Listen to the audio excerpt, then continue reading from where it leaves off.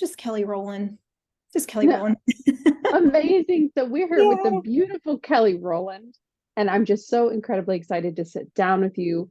Like you mentioned before we started recording, your answers were so impactful, they were so thoughtful, and they were so intentional. And I know that we love and appreciate that. So thank you, Kelley, for being here. Yeah, of course. Thank you for having me. It's a very exciting opportunity. I'm very excited to dive into this topic, right? That can be so frequently spoken about, but rarely in depth and rarely with intention, like we were discussing. So before we start, give us a snapshot or the Cliff Notes version of who Kelley is. Oh gosh, the Cliff Notes version. It's so hard, isn't it? Yeah, it is. So first and foremost, I'm a wife. I'm a mom to twin boys who are 8 years old, and we're just so blessed. And I love my life. I can't believe that I get to be a mom to these kids. And I grew up in the military, so I think that's important because we moved a lot, and I lived in Japan and different areas, and I think that really helped shape, who I am. And I always really cared, and I know this kind of goes into people pleasing. I really care deeply about making my family proud, about making those around me proud. So as I grew up, I always felt like I had to be the best. I had to be the best. And so my journey of where I am today is kind of crazy, but I thought I became an electrical engineer because I had to do something what I thought was impressive. And I joined a company and I thought I was going to be with that company forever. And it changed. And I got into change management, which I absolutely love. And back in the day, I tried to write the third installment of Harry Potter. Big Harry Potter fan. So I was very impatient. I'm like, when is the next book coming out? And so I tried to write it myself. It didn't work out. But I always knew that I wanted to write and I wanted to write a Right. book. And so I published a book last November. So I love writing. I really love speaking, and I'm kind of a smorgasbord, if you will. I'm still Mhm. trying to figure out what I want to do when I grow up. So I know that was kind of a wonky answer, That but was a beautiful answer. You're a multi-passionate creative. absolutely multi passionate creative. I honestly struggle daily. I know I'm where I need to be right now, Mhm. um, but I know I'm not where I'm going to be in 5, 6, 7, 10 years, maybe not even in 2 years. And I have a lot of peace about that. But sometimes I'm like, what is the next thing? Like, where am I going to be? It's more in excitement and anticipation. Mhm. But it took a lot. And I know that's kind of why we're here today. It took a lot of personal work to allow Mhm. me even to get to that space where it's okay if you don't have it all figured out. It's okay if you don't know what your life's going to look like in a year or two. So, It is. And for a people pleaser, that's hard because when people say, what are you? Or, what do you do? That's a label that you're putting on yourself. yeah. Right. And we create so many labels to be socially acceptable, just like you talked about in your introduction, is I did this thing to be socially acceptable. And even that Yeah, is a form of people pleasing. it is. And I used to, and I'm not super proud of it, but I used to really carry my labels with a little bit of pride when people would ask me Hmm. what do you do, and I would be like, oh, I'm an electrical engineer. Um, and I look back and I'm not ashamed of that. But now when people ask me, what do I do? It's almost hard for me to explain. And I love that. And I feel like I'm a mystery to people now. And kind Yeah. of what I've learned, it's way more fun to be a mystery of like, man, what's Kelley up to? What is she even doing? That to me is so much more fun because I care. It's so much less weighty. It's more easy Mm. breezy, right? Because I don't care when I introduce myself what I do. I care that they know me, the person who I am on the inside. And now I try to do that on the flip side, right? I care more so much about Brooke the person than Brooke the whatever you do. Not that it's not important, Right. It's but a component, but it's not the whole picture. exactly. It's Yes. not the whole puzzle piece. And to your point, I've been the same about carrying certain labels with pride and just been incredibly proud of that. And I Yeah. think it's a part of the journey. I think It it's a is. part of the progression of who we are.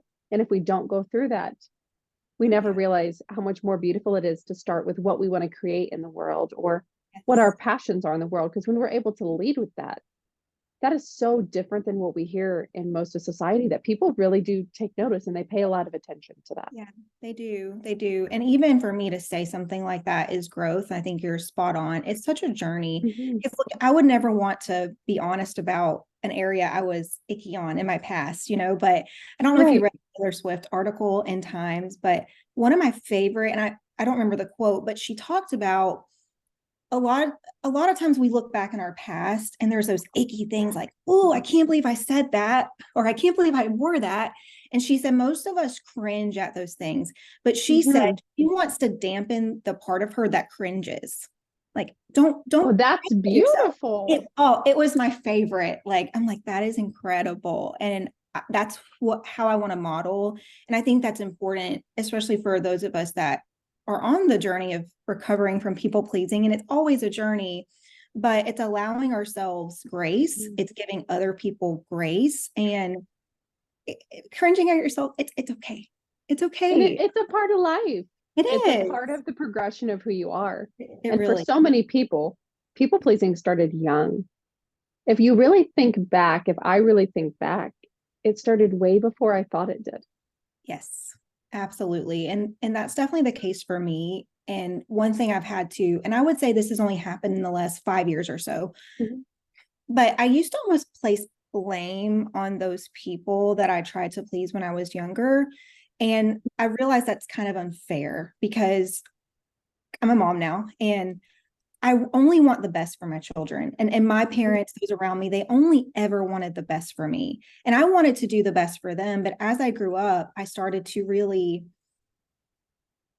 hold their response or their reaction to what I was trying to please so deeply into our Mhm. relationship. And that was so unfair because it almost tore relationships apart when people didn't respond the way I thought they would or Or when react you the way script I their wanted. responses. And that's a huge thing for people pleasers. And that's been a Absolutely. huge thing for me, literally Yes. having in my head conversations and scripting how other people should respond to me in my perfect ideal worldview.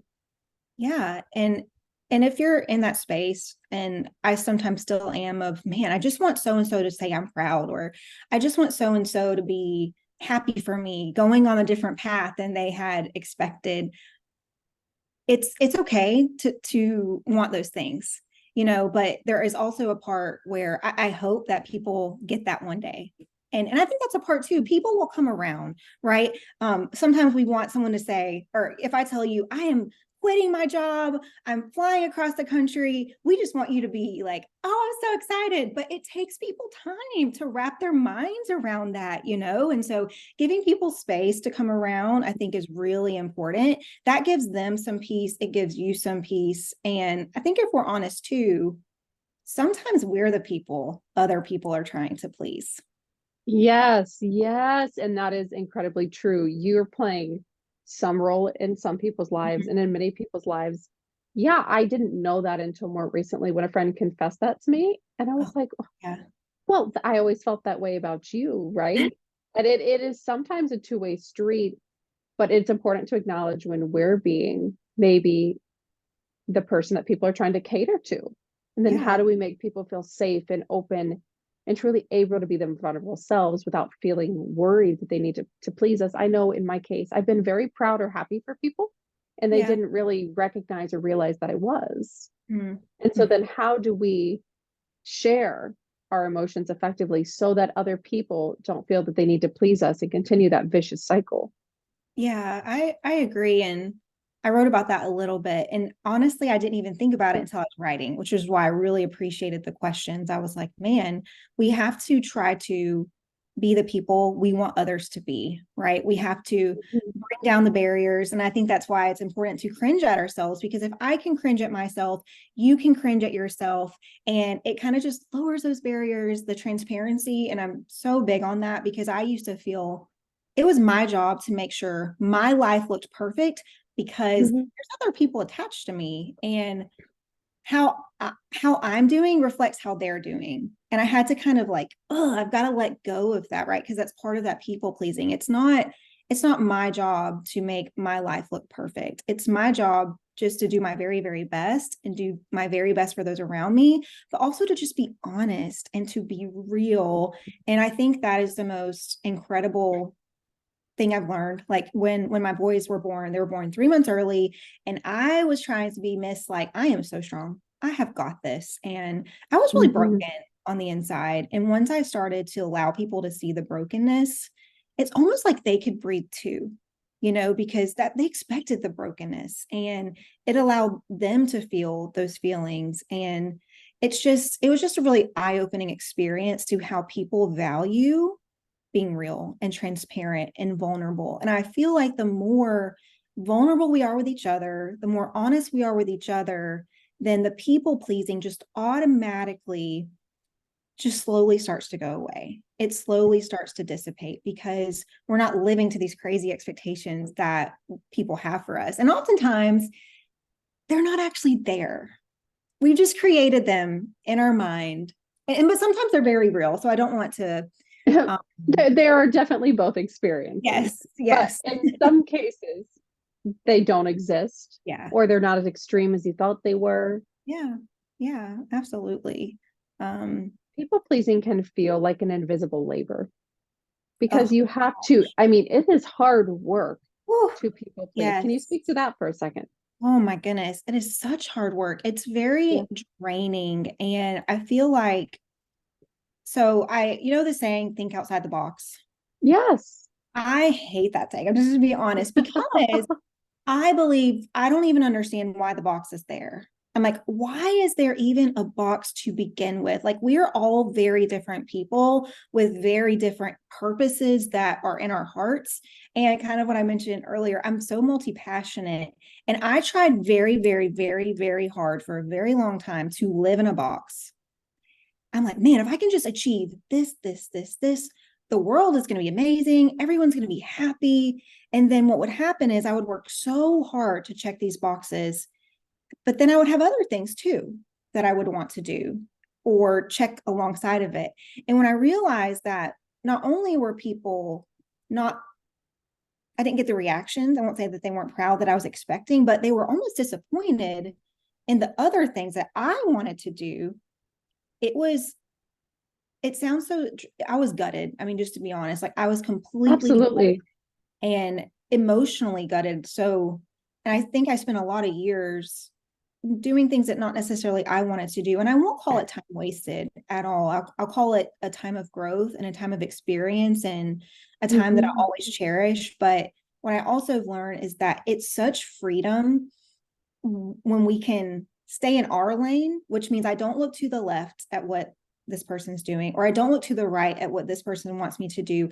I look inside internally and think, what am I put on this earth for? What is my purpose? What can I offer this world? And when you really are so locked into that and you put those blinders on, you live so free that there's no longer a box that you have to be sucked into, right? It's not draining, it's freeing. And when you live that way, you also allow others to do the same. I know there's a quote about that, about, it's, I can't remember Right. who. You're modeling it for them. And Yes, I would be bold to say, I don't know anyone whose purpose on this earth is to people please. Right. That's not anybody's purpose.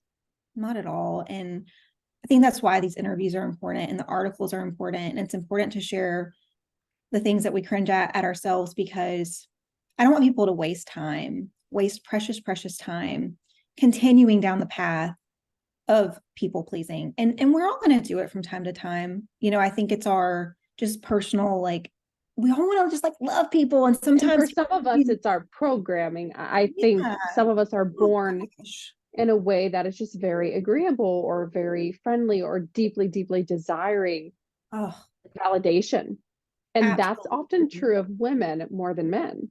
So much so. And I know most of us have done those personality traits, the Enneagram, the DISC assessment. And I The think human design, we've done it all. absolutely we've done it all. And I think there's definitely personalities or some of us that it's harder, right? Like those Yes. supportive personalities or the ones that just want to help everybody, but there's a great difference between helping someone, loving someone, and then just forgetting yourself completely, Yeah. just neglecting yourself for the sake of pleasing someone else. I think we have to remember that just because you think you're doing something to please someone doesn't mean, I don't know. It's just, again, It it's just, might not also be their deep desire. oh, And yeah. that has cracked me up about my own people pleasing before, is that I felt very, very strongly that I was going to make this person so happy and it was going to change their life, and that it wasn't actually how they communicated or how they received love. And I was taken aback. Yeah. Yeah.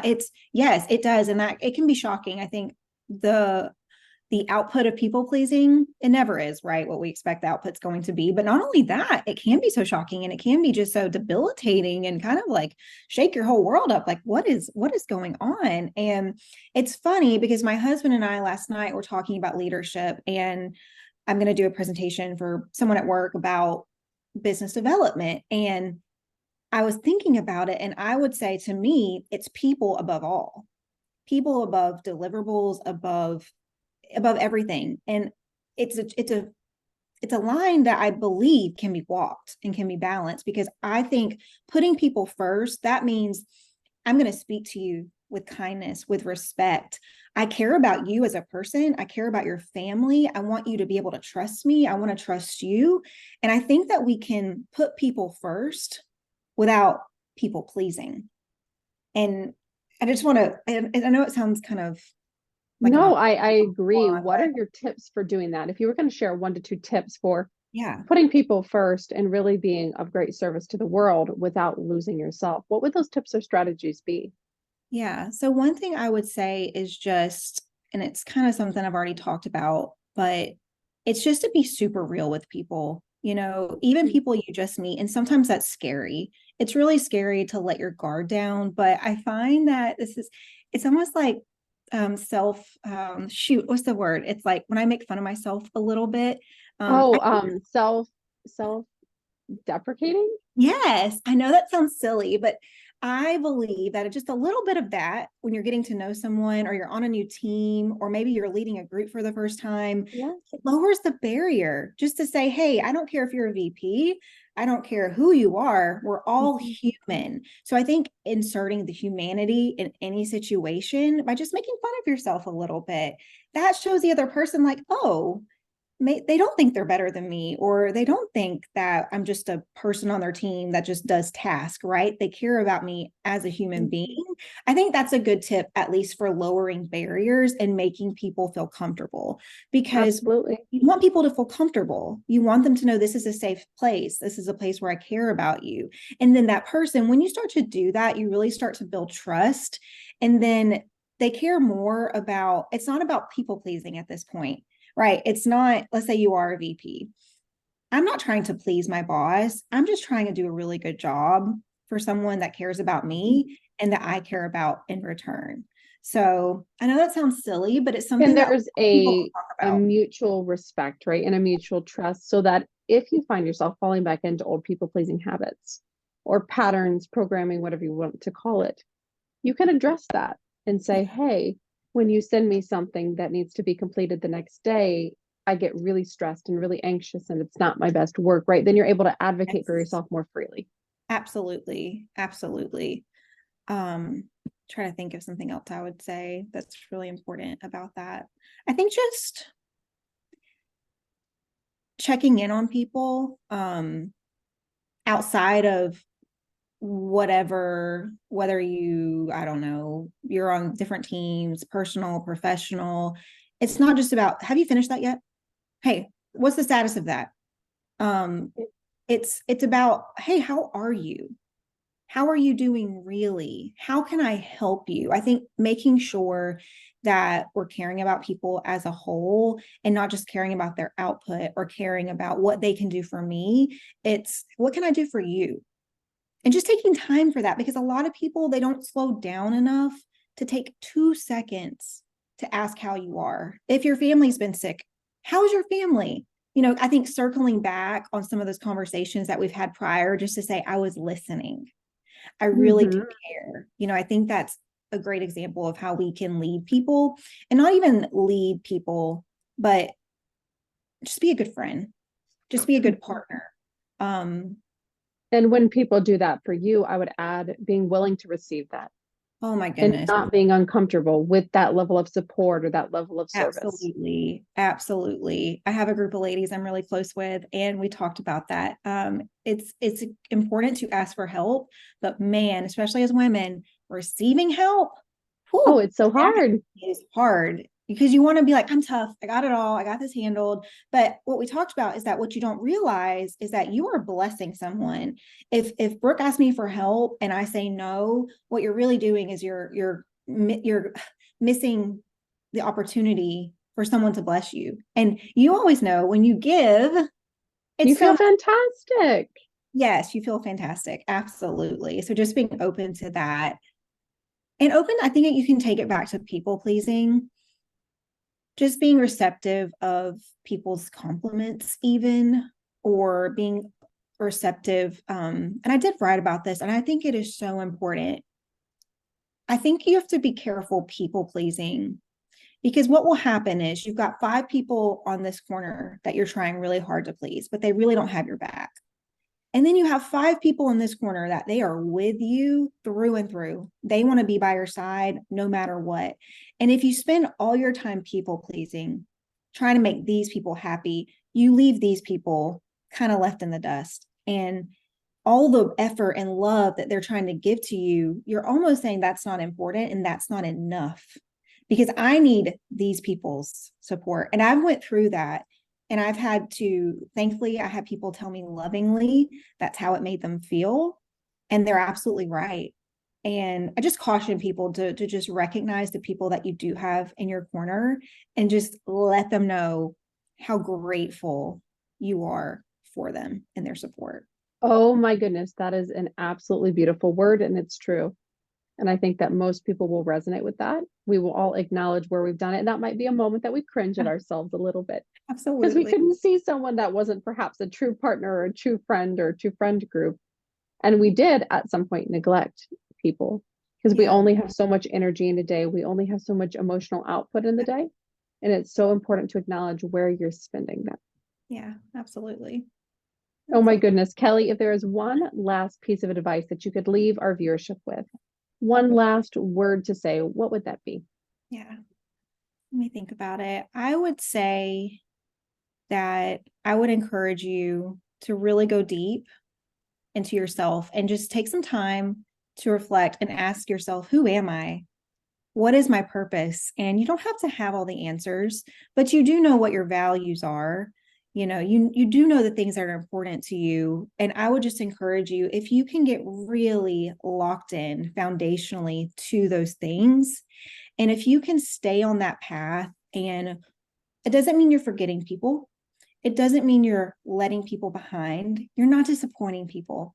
But when you can stay true to yourself and when you can stay true to your purpose, that is when you're going to show up the best for everyone around you. So while you may not people please necessarily, you're going to bring joy, you're going to bring life, and you're going to bring light into everyone that you come into contact with. And before you know it, if you live that way and you're kind, even to the people that don't support you, I believe that on their time that they will come around. But even if they don't, that you're just going to feel so fulfilled and have so much joy that slowly that people pleasing will start to trickle away and that you will not need that in your life anymore. Oh my goodness. And I love your point about joy in life and light because so many of us deeply desire to live that way. Yeah. And letting go of people pleasing does not mean that we let go of our joy or our kindness or our desire to serve. It just means that we have more emotional energy to do so. Kelley, I've had so much fun with you. I think there are so many incredible nuggets that people are going to be able to take from this conversation. Thank you so much for sitting down with me today. Yeah, absolutely. Thank you so much. I really enjoyed it.